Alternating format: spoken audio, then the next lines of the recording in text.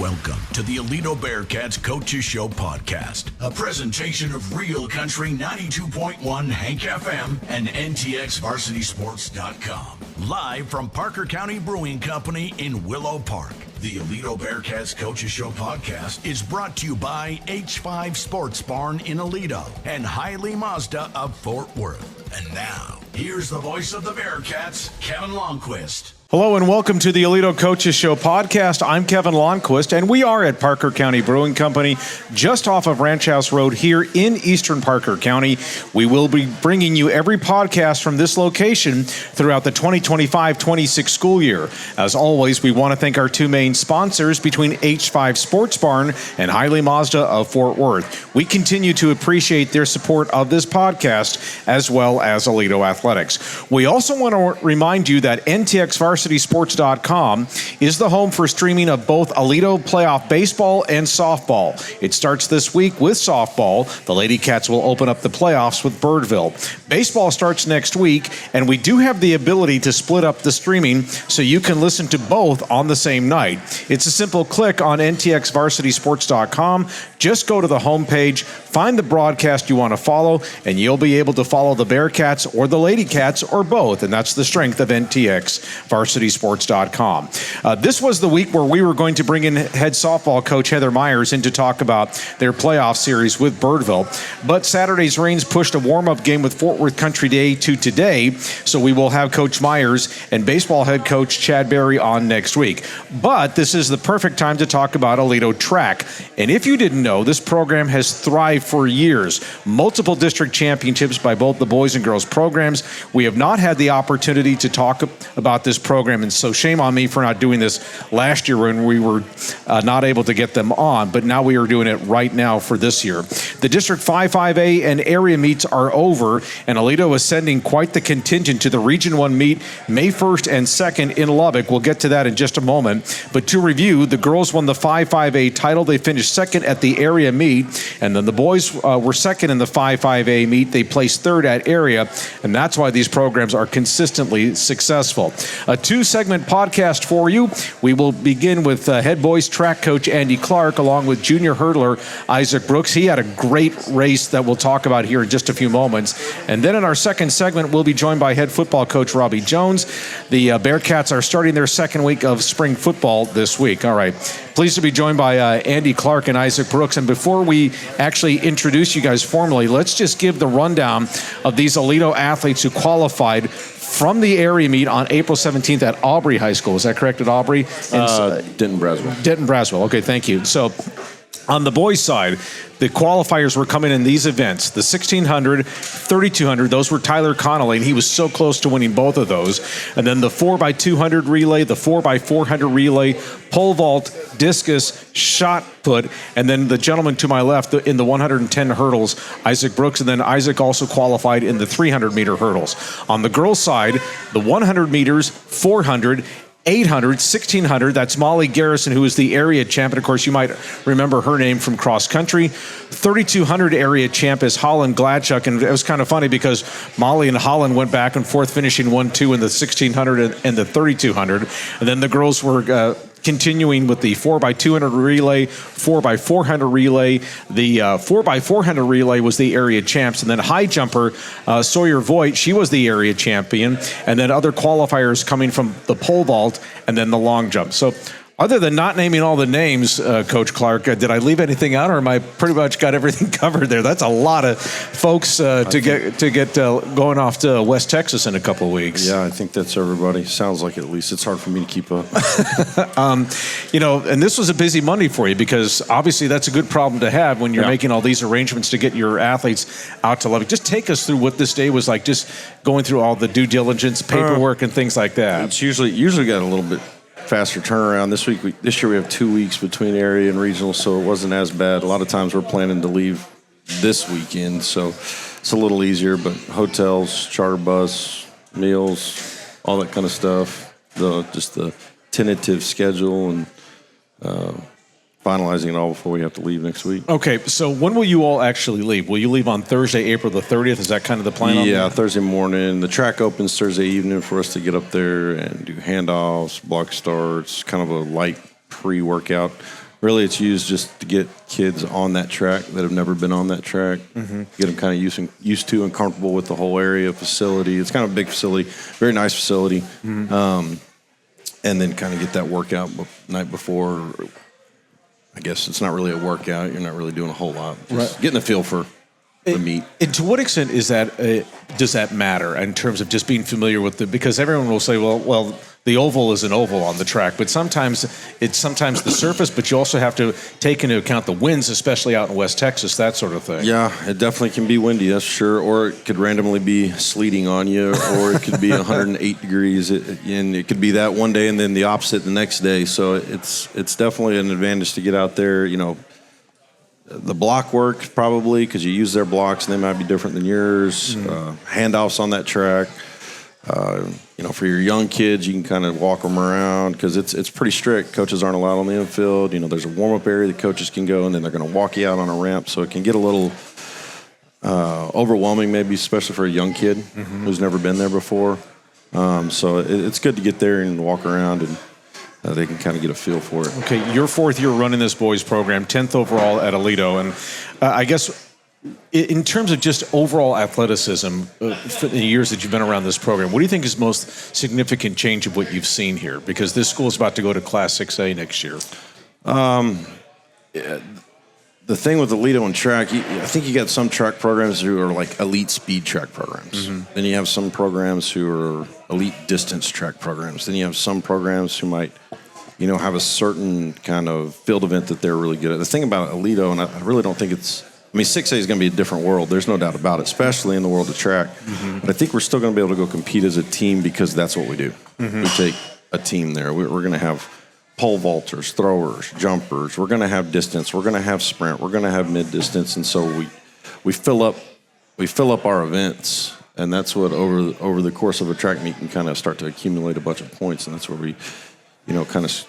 Even in some difficult meets or some fast meets, we're still gonna go compete, even if we're not winning every event. We're still pointing every event, and it just kind of adds up. So, 6A is scary, especially you're gonna go run with the Duncanvilles and some guys who are just setting world records, literally, 18-year world records. But I think it's the overall team aspect of it. That it's like, okay, well, Aledo got another 6 points there, another 10 points there, another 2 points there. And I think we can still go compete at the 6A level. It's kind of a nickel and dime kind of approach. Absolutely. When we're really, really fast, that's when we're really going to blow you out of the water. Because now we're going to win some events, we're going to win some relays, and we're going to nickel and dime you. And people look at you the second day and they're like, well, we ain't catching them, Right.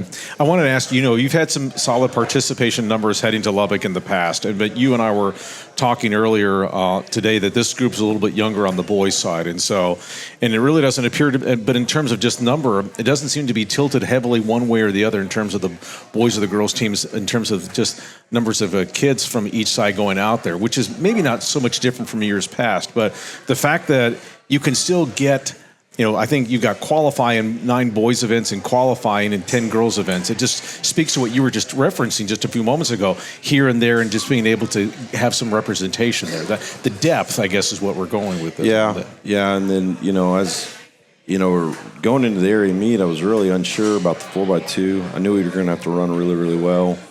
And we did. We did some extra block work, some stick work that week, trying to get those times down, especially the young freshman who starts the relay off.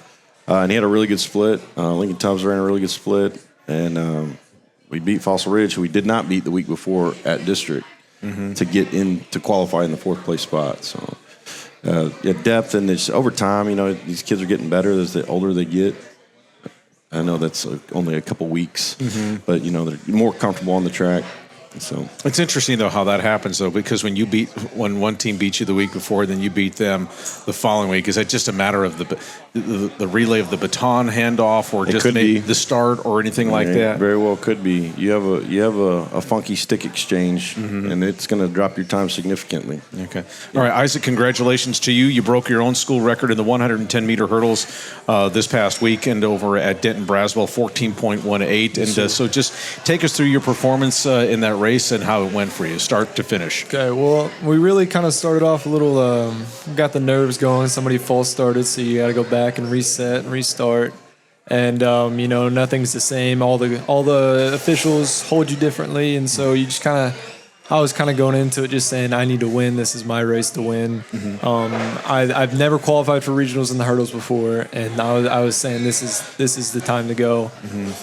Didn't have the greatest district, but I qualified out. That was what was important. So I knew I was coming into this race. I needed to get out and go hard. So gun went off, and I took off. One of my best starts I've had all season. I led through 7 hurdles, and then the Brewer guy was real close on my hip all the way through, and then it really came down to a photo finish on the line, but I knew I had him crossing it, and so it really just came down to good form, good speed, overall clean race. All right, so this is how close this was. Your time was 14.18 seconds. Brewers Martise Williams was second at 14.20 seconds. I mean, that's photo finish that you guys were just talking about. I mean, that's crazy. Video verified it, but maybe a lock of hair was the difference or something like that. And I would think, because the fact that you guys know each other from district days and maybe some other events that Brewer and Aledo were at, like, you kind of know each other's games. Absolutely. So the fact that you guys kind of know each other, to what extent does that make a difference when you're competing in something like this when so much is on the line? Well, I've been running against him since my freshman year. He's a senior.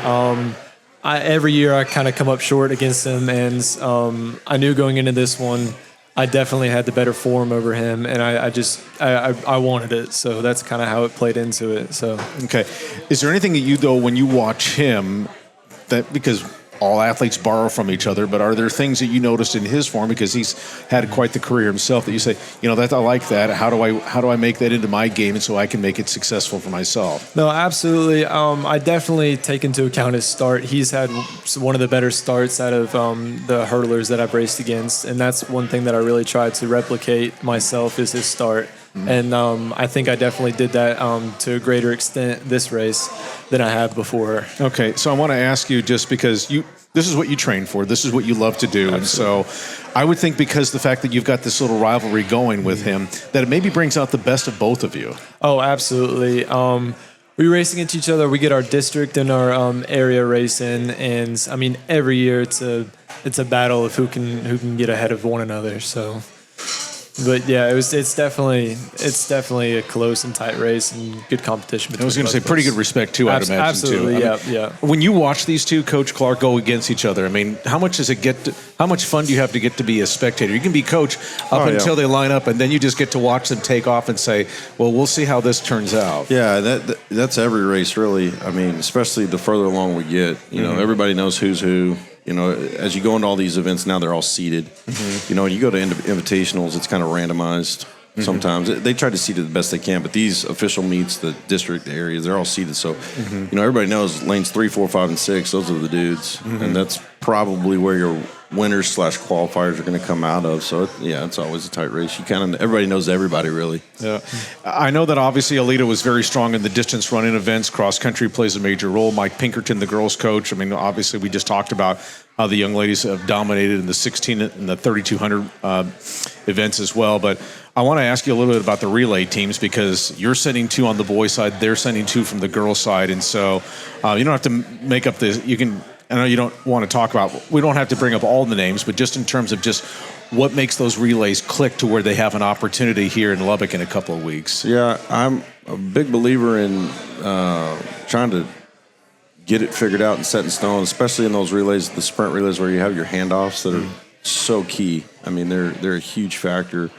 You can have the 4 fastest guys you want, but if your handoffs aren't very clean and good, A, you can put a stick on the ground and now you're done, or B, the timing's off, one false step, one, didn't get out very well. So I try to keep it the same week to week. We are actually making a pretty big adjustment, moving Lincoln to the anchor in the 4x2 for regionals. Just a little bit faster kid. I think he can finish stronger, maybe.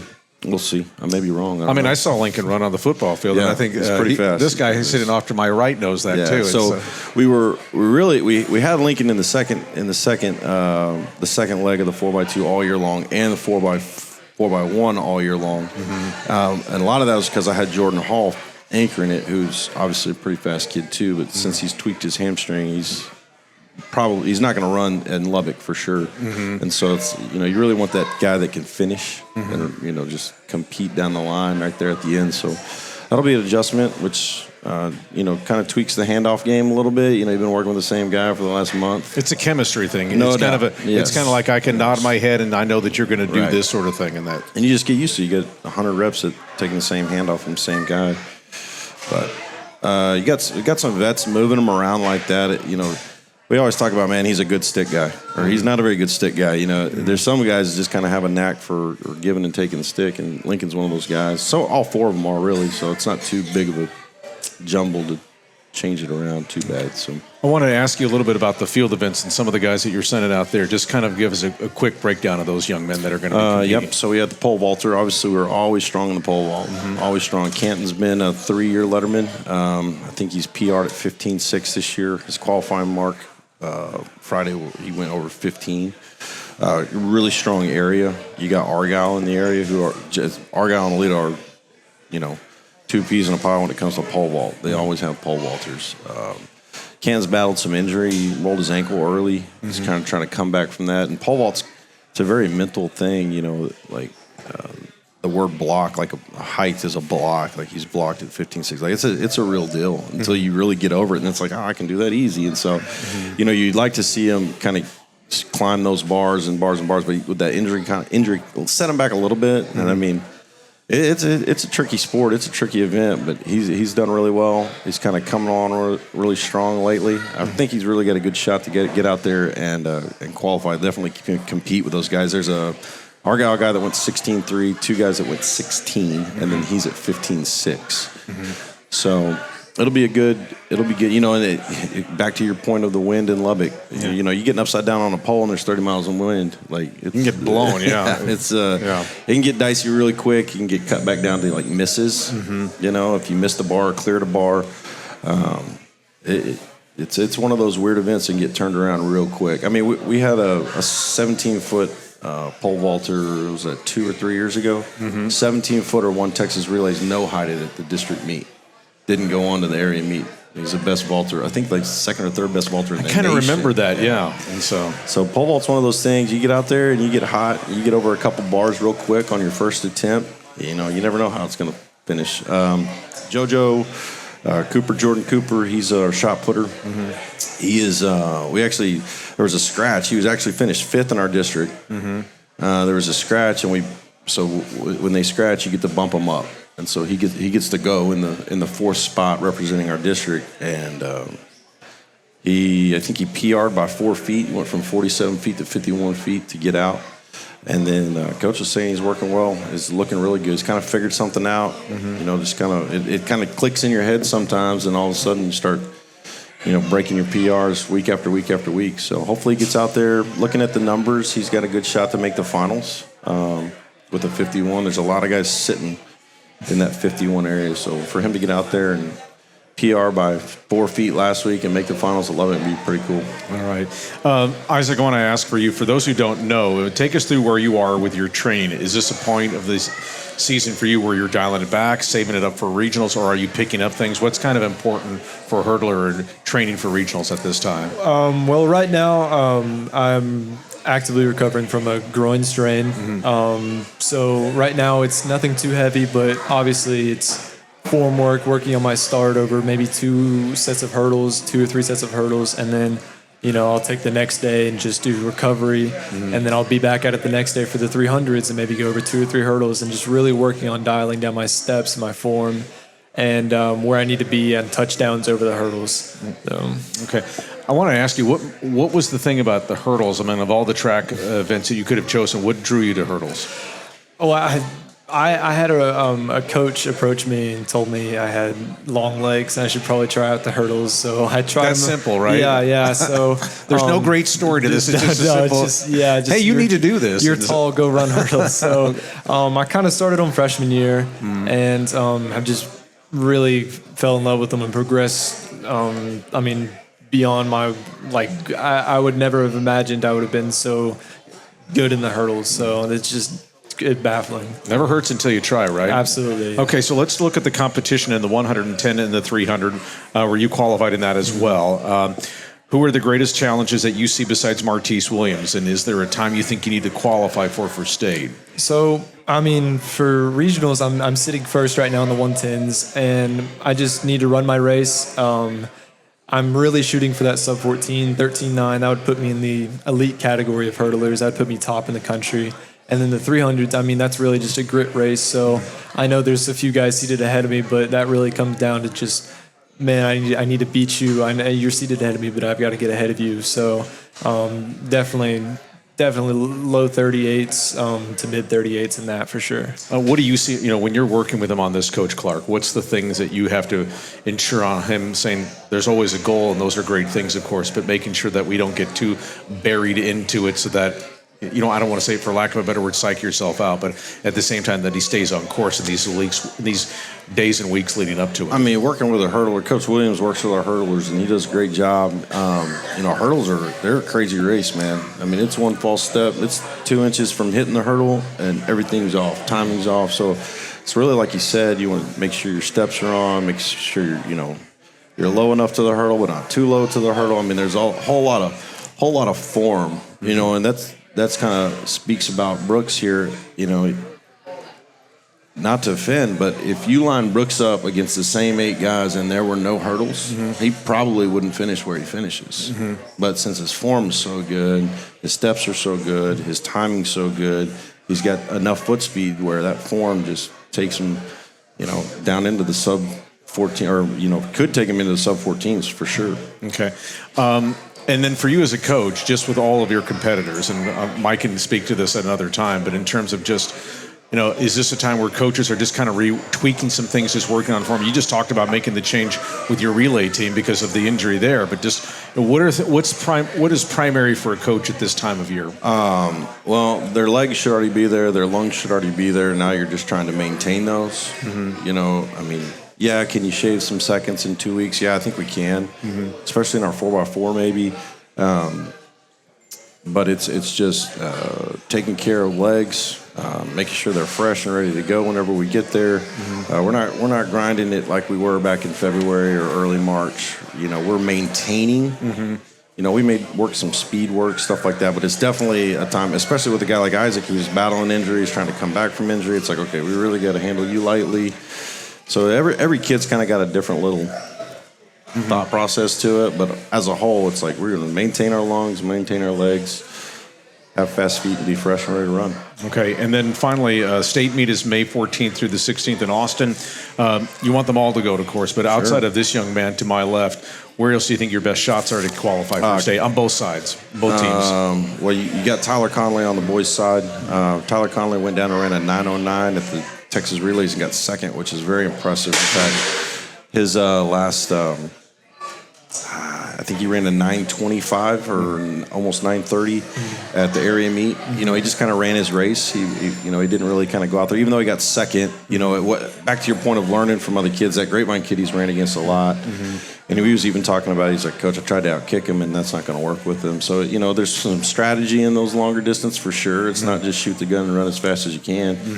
But he's got a good shot. Obviously, Brooks has got a good shot. We got to shave some seconds on our 4x4 and our 4x2. But I would say our top 2 shots are probably Conley and Brooks on the boys' side. The girls' side, they're taking 2 high jumpers. They went 1-2 at the area meet, and I think they're sitting 1-2 or tied for 1-2 high jump out at Lubbock. So they've got a shot. Again, that's one of those things where you got to get over bars and misses before you actually make the attempt. If you clear it the first time, it's going to put you a leg up on somebody who cleared it their second time. So again, back to the wind, Lubbock, it could get crazy. You never know what's going to happen. So I think those two, obviously, Molly, the UT commit, she's obviously going to be a favorite out there, I would imagine. And then the young Gladchuck girl. Yeah, Holly Gladchuck, yeah.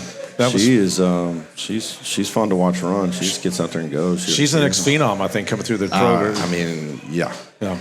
And so we'll be ready to watch her during the cross country season. And then finally for you, Isaac, we were talking before we went on about your recruiting situation. You have an official visit coming up this week, and then just talk about your other recruiting situation right now. Well, most schools are in season right now, but definitely this summer, I've been shown a lot of interest and a lot of love from a bunch of different coaches.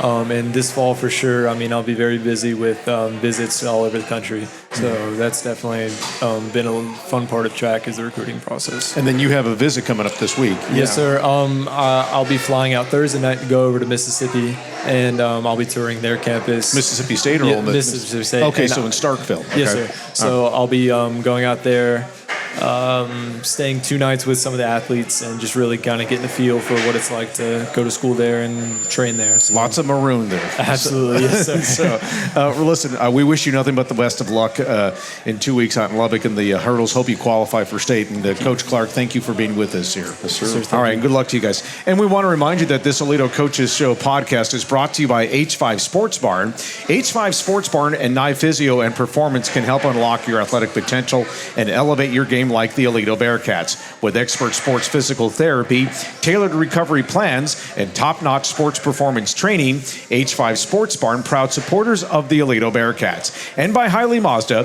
Head to Hiley Mazda of Fort Worth today. Their new state-of-the-art facility is conveniently located just off of I-30. Exit Las Vegas Trail and experience top-notch service and hassle-free buying. Don't forget to ask about this month's special offers. Hiley Mazda of Fort Worth, family owned and operated for over 30 years. Stick around. The second segment of the podcast comes your way next. We'll be joined by head football coach Robby Jones. We're going to be talking Bearcat spring football. Back after this timeout. Welcome to the Aledo Bearcats Coaches Show podcast, a presentation of Real Country 92.1 Hank FM and NTXVarsitySports.com. Live from Parker County Brewing Company in Willow Park. The Aledo Bearcats Coaches Show podcast is brought to you by H5 Sports Barn in Aledo and Hiley Mazda of Fort Worth. And now, here's the voice of the Bearcats, Kevin Lonnquist. And we're back on the Aledo Coaches Show podcast. Before we bring in Robby Jones, of course, we'll always get you caught up with the Aledo notables. With softball, the Lady Cats opened up their softball playoff run. Class 5A Division I Region I opening round, best of 3 series with Birdville, whom they saw in the regional finals last year. Game 1 is at 7 o'clock Thursday in Aledo. Game 2 is 7 o'clock Friday at Birdville High School. And then a possible deciding third game is at noon Saturday at Kennedale. All games can be heard on NTXVarsitySports.com. Pre-game show will start at 6:45 on Thursday and Friday, then 11:45 in the morning on Saturday if we do have a third game. Parker Burroughs will describe the action Thursday and Saturday. Yours truly will be calling Friday's game. Lady Cats will take a 66-game district winning streak into the 2027 season when they move into Class 6A. They finished out the 5-5A season with a 15-1 win over Granbury and then a 12-1 win over Azle. Aledo's record is 22-9 overall. They finished 5-5A play at 12-0. Lady Cats had a warm-up game against Fort Worth Country Day on Monday, so that will count toward their overall record. As for Bearcat baseball, they have wrapped up the District 5-5A title. They swept Granbury last week, 5-1 and 7-4. Aledo was 26-3 and 10-0 in 5-5A. Bearcats finished the regular season this week against Azle. Tuesday's game at Azle, Friday at home. And Aledo knows it will be playing Colleyville Heritage in the opening round of the Class 5A Division I playoffs next week. Details of that series are pending. And with baseball winning its district title, that means all of the team sports in Aledo. That's football, volleyball, boys and girls basketball, boys and girls soccer, softball, and baseball all pulled off winning district titles. Pretty way to go out and move on to Class 6A. Now, happy to be joined by head football coach Robby Jones. Good to see you. And you're kind of breaking in some new faces on both sides of the ball as you're through your first week and a day here of the spring football season. Just overall impressions of what you've seen through this early part of spring football. Yeah, overall impressions are that we have a long way to go to get to be where we want to be when we get here in August. The first football game against a really good football team in North Crowley. We're going to have to get a lot of improvement, especially offensively. And we knew that going in, with the fact that we graduated pretty much the entire offense. Right now, if there was a bright spot to, what I've seen in spring ball is the defensive line has picked up right where they left off. The defensive line looks really good right now. Offensively, the offensive line, we've got a couple of kids that aren't going to make it through spring ball. They're going to be back during the summer. So, it's going to be tough for our offensive line to block that defensive line right now. Which is a nice problem to have, knowing what you got on that, because the defensive line can always be so key behind your quarterback toward going deep in the playoffs. So. Yeah, I mean, that's big. Is that defensive line, and we saw it last year. Yeah. How dominant they were last year. Yeah. And and I expect them to be really close to that next coming year. Okay, so before I get into particulars, share with some of our listeners how you break down from helmets and shorts to going into pads, and how much contact you want to see or not see until you get to the spring game May 13. Yeah, so we had to go 2 days in just shorts and T-shirts with a helmet. Mm-hmm. We did that last week, and then today we put the pads on for the first time. But we're in what we call shells, which means we don't have pants on. We had our girdle, our shoulder pads, and our helmet. Mm-hmm. And we try to stay off the ground. We don't want anybody on the ground whenever we're in that situation. And right now we're in a mode where we're not tackling people to the ground. The UIL allows only 9 of these practices to be full contact. Mm-hmm. And one of the things that they, qualify as full contact is tackling to the ground. Mm-hmm. And we'll be full pads tomorrow, but we're going to try to stay up as much as possible.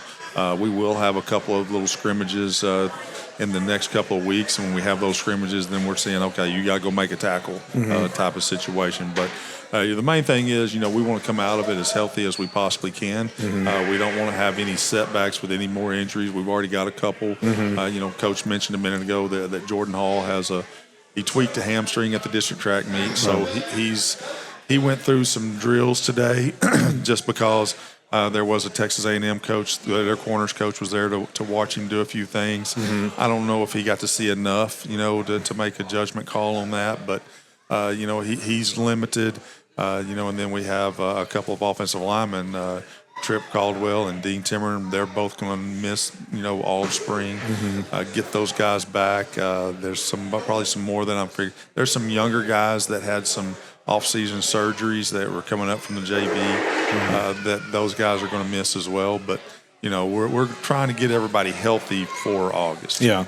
I want to mention, too, maybe it's a little bit of a challenge, too, of trying to throttle back in terms of just guys want to be competitive. They want to hit each other. That's what this sport is all about. But at the same time, you've got to throttle it back and just you've got to really preach that and say, this is all kind of somewhat of a dress rehearsal here. It's like our first rehearsals before, as you mentioned, August. And one of the things we preach is physicality. Mm-hmm. And, and you can't just flip that on Friday night. So we're going to go out there and we're going to get physical, especially up front with one another. But, at the end of the day, you got to take care of your teammate. Mm-hmm. The guy you're going against is another Aledo Bearcat, and we're going to make sure we take care of them. We don't take cheap shots on our teammates and things like that. Okay. As you mentioned, lots of new faces on the offense. I guess we'll start with the elephant in the room with Louisville move-in quarterback Trey Williams. He's a rising senior, two-year starter with the Fighting Farmers. Finished 2025 with more than 2,500 passing yards, 29 touchdowns. I think I saw him listed at 6 foot, 183. You can kind of speak better to that. But if he becomes your starter this fall, what are the things that he brings to the table? Yeah, I mean, he can spin the football. He's kind of one of the stronger arms that we've had. We've had some guys with some really strong arms, but he does have a really strong arm. And that's the thing he brings to the table is the fact that he can throw the football. Mm-hmm. He can make all the throws. And he's also got 2 years of varsity experience at the 6A level, playing against really good competition. So, that kind of gives him a little bit of a leg up on everybody else right now because he's been in the fire. Mm-hmm. But then we got some other guys that are, in there competing. Eli Pennick, who came in from Crowley, he's doing a really good job. You got Sawyer Smith, who was our freshman quarterback, who's a really good athlete. One of the things that Sawyer brings maybe a little bit different than the others is his speed. Mm-hmm. He can flat out run.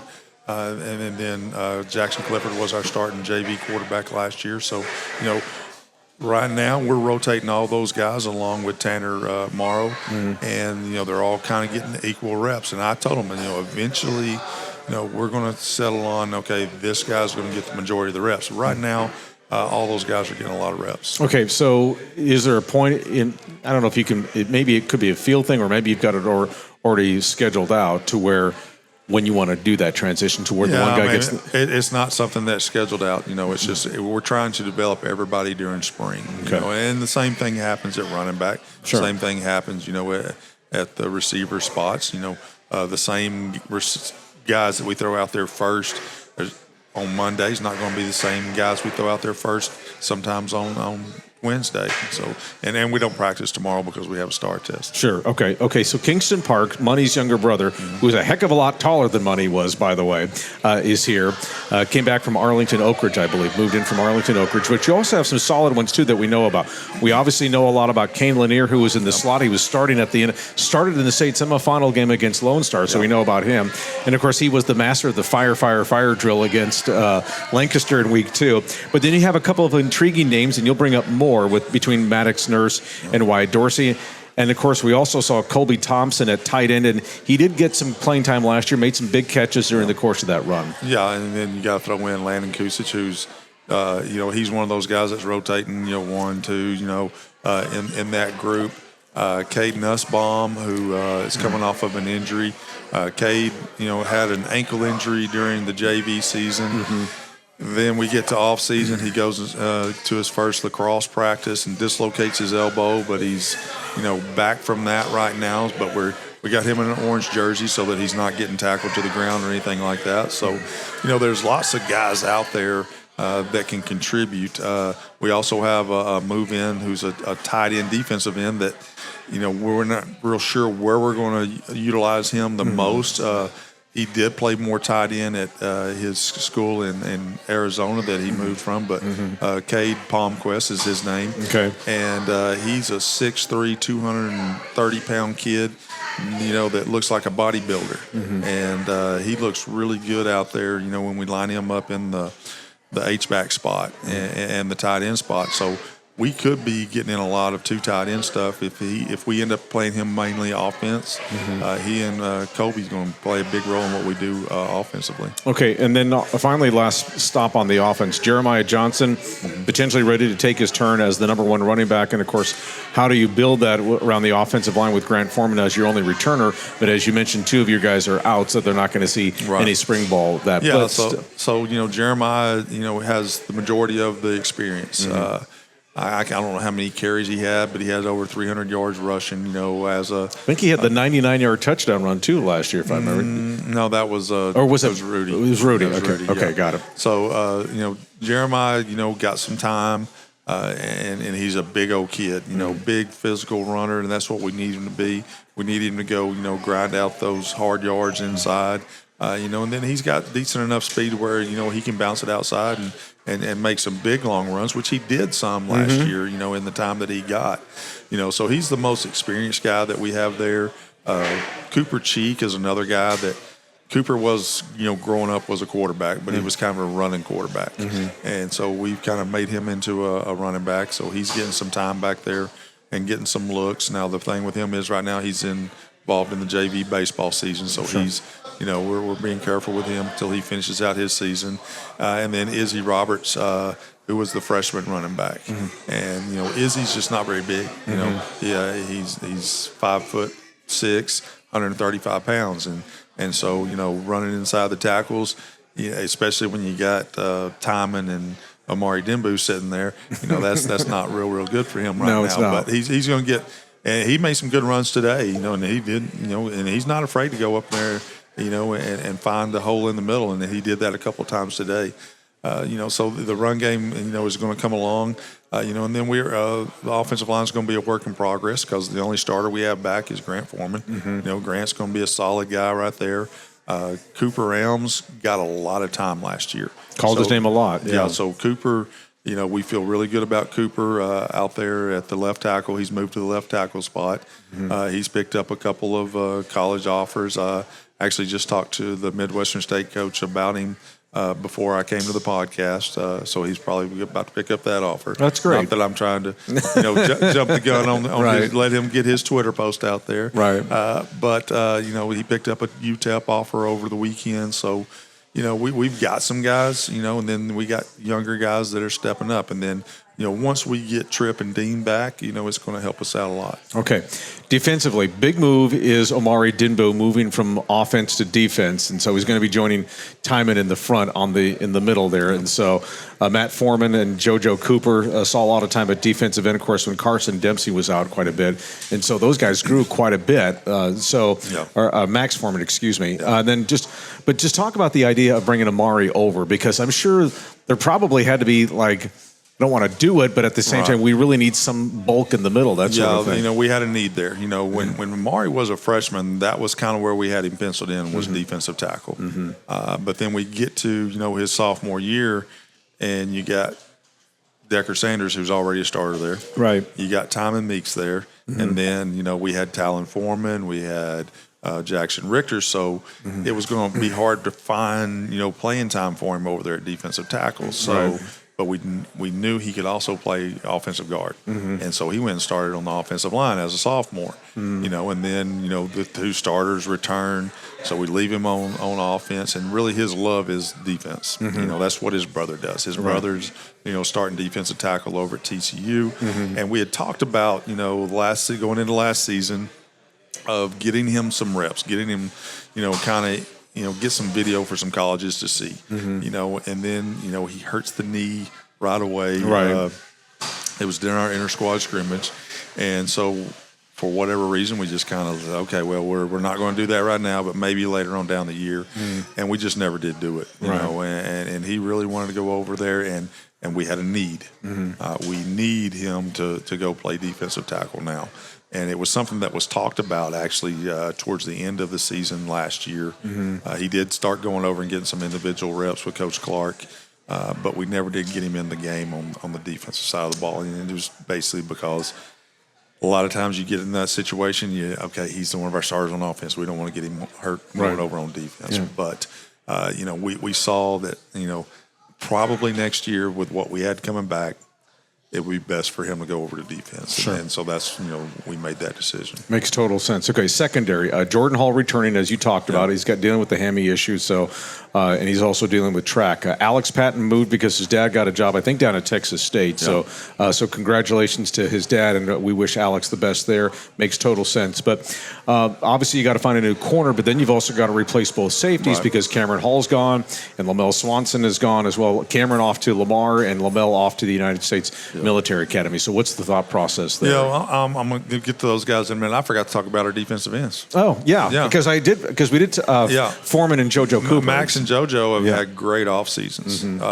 Max, for one, not only has increased his strength, but his speed. He ran a 4.65 40 when we tested 40s. Wow. And that's at, he's close to 6'2", and I'm going to guess he's 230, something like that, and ran the 4.65. That's a big guy, running. And you might have saw on Twitter where he posted, whenever we host the Bearcat Relays, we have, the off-season 100 basically, and we whoever wants to go out there and run a 100-yard dash, get out there. And Max actually outran all the other off-season guys. Wow. And so he's had a great off-season. JoJo, who was mentioned in the track podcast earlier, he qualified in the shot put.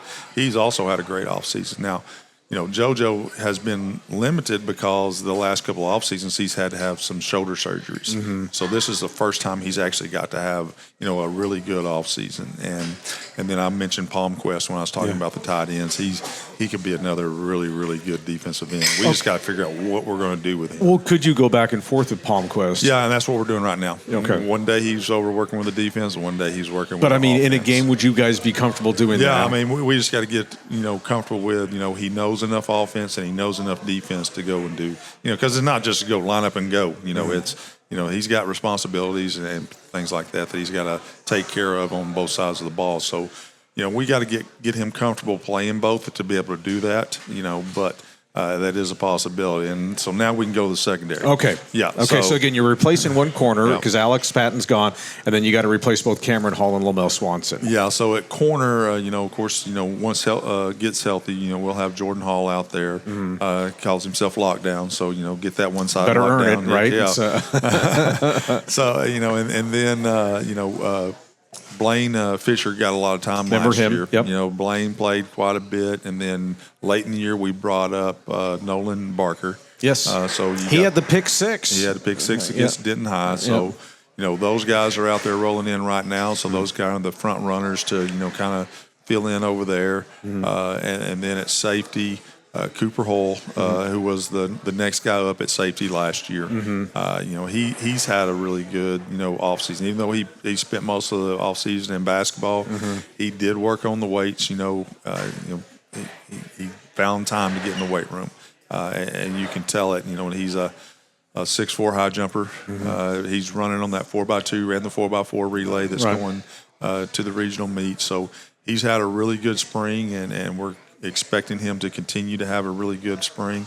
He's starting to pick up a lot of interest, especially from some of the Division II schools, just because of his frame and his athleticism and things like that. And he's got some video, enough video for him to look at. And then Nicholas Robles, we moved him from corner to safety last year. Nick has gotten big. Nick is, 6'2", almost 200 pounds. Oh, and so that's some size back there. So Nick has gotten big. He runs well. And then another safety, we had another kid move over from Crowley, Dylan Tillis. And Dylan could actually possibly play some corner, possibly play some safety. Once we get our new safeties coach in, that's going to help us out. I don't know if you knew that. But you were actually going to, you were stealing my thunder on my next question about coaching staff changes, but go ahead and finish your thought on the Crowley kid. So we're interviewing, the safety coaches right now. So once we get a safety coach hired and we can get them over here to work with our safeties, then that's going to help us out inside and all that stuff. Okay, so besides safeties, any other coaching staff changes that you had to address in the offseason? Coach Hodge left us a couple weeks ago, so we're like I said, we've interviewed some really quality coaches for that spot. We're trying to decide which one we're going to offer that job to. We did lose a middle school coach, one that we were considering moving up. We've had a freshman football spot that's been available for 2 years. When Austin Stocking left, we kind of lost that spot, so it's been vacant. And with Hodge leaving, Hodge had taken two different roles. Besides football, he was also coaching basketball and track. Right. So we're going to try to hire somebody in that freshman football spot that we have and make him freshman football and freshman basketball. And then our safeties coach will take the track job that Hodge had. Okay. But no other personnel change, no other assistants or anything? Not right now, and hopefully, everybody stays put and we don't have to do anything crazy. Scramble or anything of that nature. And so, and obviously it's kind of like, and obviously our neighbors to the west, Weatherford, they had a big wholesale changes too. And that puts them behind a little bit. Right. They can't do spring. I mean, they just got Marshall Williams announced last Thursday, and so he has to go in on the ground running. Just by the way, while we're talking about that, obviously they have their new athletic director in Marshall. How much do you know of him? And obviously, you have to get ready for Weatherford now. I don't know him a whole lot. I've talked to him on the phone because somebody that we interviewed for a coaching spot a few years ago had him listed as a reference. So I've talked to him on the phone. That's pretty much about it. Okay. Gotcha. Okay. And then finally for you, building depth for playing at the Class 6A level, a little bit different than what it was playing at Class 5A. So what are the things that you've kind of looked at in terms of this offseason or just numbers in itself so that you can be as good in position as you possibly can be for that? Yeah, I mean, it hadn't really changed. It's the same process that we've always gone through. We've made a lot of gains in the weight room over the off-season period. And then we also saw a lot of speed gains as well. Right. We have a early test in February, and then we test them, right before we start spring ball, and we saw some big jumps, in our strength, and that's a testament to what Coach McCone does in the weight room during the off season. We had, I think, 6 guys go to the state powerlifting meet, so that that's a testament to our strength program. We do a really good job of getting those kids stronger. We get the kids out on the track. All of our kids go out and run track in the mornings, and then we do that to try to develop that depth in the program. You know, we got if you can't run, you can't play. Right. You know, so we try to make sure that we're out there getting as fast as we possibly can, as well as strong as we can. Okay, and then final question for you about that is I've seen several Division I coaches talk with their spring football seasons about how their teams are faster and how they can like measure them miles per hour. Like I think one school said that collectively we're about 17 miles an hour, and now we went up to like 18 or something like that. Do you guys have any kind of way of measuring that? Do you guys have the same testing? We have it's called player data. And I'm giving them a little commercial right here, but it's a GPS tracker. So we put it on. We try to get it on as many of our receivers as we possibly can. We get it on our running backs. We get it on our DBs, and it tracks their miles per hour in practice, and then it will also do it during the games for us. So. Yeah, so we can track that. You got any kind of preliminary readout numbers like how fast they are going? We haven't started using them yet. Okay, because so is this new that you guys are introducing this year? No, we've used it the last 2 years. Okay, but we're getting an upgrade. Okay, so we're getting new trackers that are coming in, so we're not messing with it until we get the new trackers in. Gotcha. All right. Look forward to seeing you at the end of spring football, and best of luck the rest of the way. I appreciate it. All right.